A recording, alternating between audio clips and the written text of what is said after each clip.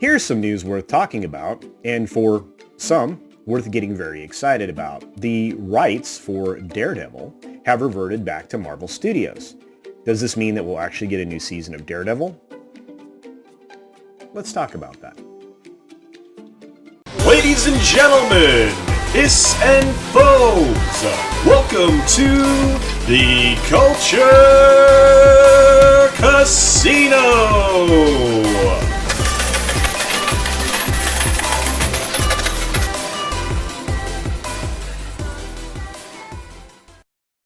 Netflix ended their production on all of their Marvel-based shows some time ago. Now, at the time, I thought this was amazing foresight on their part, as the epic tale of the Avengers was definitely coming to a close, at least the Avengers that we know. Now, this was essentially an expiration date of a sort, or the mark of a peak heading towards a rapid decline. Now, while no one could have predicted the events associated with the global superbug, the tenure of the Avengers franchise was somewhat predictable. Now, pair that with the decline of the companion film storytelling and a certain amount of audience fatigue, the end was definitely on the horizon. Now, this was also hastened by the insertion of some form of agenda and some very disingenuous marketing, culminating in the actual lie that ended up being the film Captain Marvel, or at least the marketing around it anyway. But let's leave that for another video, because again, I need more content, and there's plenty there. Obviously. For all of those things, though, Netflix believed that they could see a form of writing on the wall. And in a way, I agree. They were absolutely right.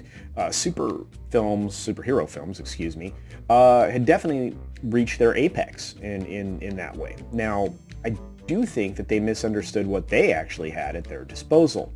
See, Daredevil and the rest of Hell's Kitchen is a uniquely dark and gritty side of Marvel. In fact, I don't think there's much that would be its equivalent unless you went over to the DC side of things. Now, it's not so much filled with superpowers, although there is a little bit of that. It's more about the fight against the uncaring machinery of a city, and a city that happens to be controlled by corrupt politicians and outright criminals that, are mob leaders and many other forms. Now, sadly, Netflix didn't see it this way, and they opted out of paying for more development of a product that they actually didn't control or own. Now, sometime in the next month, we will talk about the problem with the world's largest streamer going forward for them, and believe me, they have some. But for now, let's get back to the neighborhoods of Hell's Kitchen. With the news of the rights deal's expiration came a clamoring of a few aggressive fans that Disney, or in a different sense obviously, Marvel Studios, resume production of Daredevil with the original cast and show production. Now, stories from multiple sources started to emerge as far back as yesterday, from the different trade magazines like Deadlines and even the financial publications like Forbes. Now, that's no surprise. Forbes has been dabbling in pop culture and entertainment for a while, but they definitely have pretty decent take on this. Now, everybody, of course, had a slightly different opinion, but no one actually called it an outright bad idea, which I find interesting. Now, here are some challenges that are faced by the attempt to resume production. And these are in no particular order, of course, but they certainly represent barriers that are placed in front of the resumption of this show, a show that many loved, including me. First, let's start with the obvious. The sets have been completely struck. They don't exist anymore. Of course, they can be recreated in a way, or rebuilt. In fact, there are now less expensive production methods that could be employed that I actually will be talking about in a future Gold Club exclusive video. In fact, the one that I intend to release before the end of December. However, getting the same aesthetic when it comes to that set could be a real challenge. We'll have to see. A lot of color grading and lighting stuff would have to be employed. Now, second is actually mentioned in several of the articles on the matter, the costuming and the props and the other components of the production have been lost to auction, collection, or outright destroyed. As with other elements of the production, they could be recreated or even updated, but that does create another barrier to the resumption of production. And finally, also mentioned in at least one article, the actors have all moved on. A few of them are even tied to existing successful projects. In the case of the Kingpin actor, Vincent D'Onofrio, he's now the lead in a Netflix show, and it seems to be fairly successful. And the other actors are actually involved in one or more projects at current that would make it difficult for them to be involved with the show immediately, which, in all honesty, they would have to do right away. Now, from my perspective, and consider this when you're getting this from me, because I'm a fan, I want the series back. It had not run its course yet, as I think many would agree, and was likely capable to grow and continue for several more years. In fact, I think its growth would have been substantial in a fourth season, possibly even a fifth. It's hard to say, but I'm projecting it would have done very well. It's a character everybody could get their arms around. Now, when you add this show to Disney Plus, especially with the new adult content section that's readying its launch in the future, this show and all the others in Hell's Kitchen are a no-brainer, I would think. Now, the only one that failed to go, in my opinion, or was not exactly well received, was the poorly executed team-up called The Defenders, which actually had some potential, again, in my opinion. Now, Daredevil did not get its end, and for that matter, I would say that neither did The Punisher, Luke Cage, Jessica Jones, and even the very slow-learning Iron Fist show, which I wasn't a fan of initially. Of course, this is all an opinion, and at this point, you know, I'd like to see almost all of these return. I have a strong feeling about it. I think they could be successful for Disney, and let's just step back. Let's do that, because I like to do that. I like to look at things from a larger view. What would be the upside for Disney and Marvel? Well, they absolutely need more original content. Shows like The Winter Soldier and Falcon are going to struggle, in my opinion. I think that they already have trouble with it. They've shown it to some folks. It was not well received. The bits that I have seen, I was not super impressed with, so we'll move along. WandaVision will be a mixed bag at best, I think, and based on some of the recent rumblings, I'm less excited for this show that I was incredibly excited for originally. I thought this was the one best chance they had of continuing that storyline and giving me a glimpse at a couple of other characters that I absolutely love.